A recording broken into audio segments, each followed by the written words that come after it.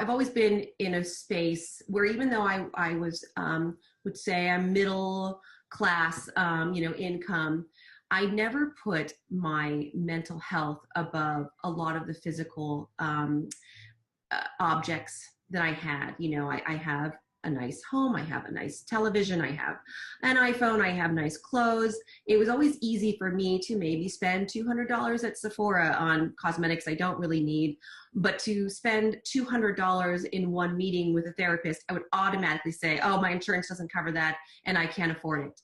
And at some point I realized how ridiculous my thinking was, because all the things I was spending money on, phones, cars, furniture, going out, drinking, for example, I've spent thousands of dollars on going out to dinners and drinkings every year.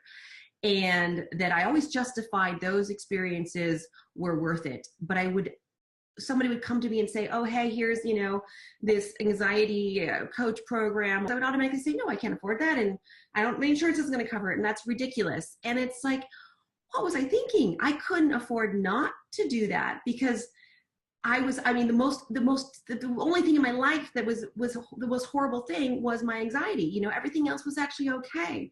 And I wasn't able to experience and enjoy going out to dinner anyways, or, all the nice things that I had, because I was always in a state of fear and anxiety.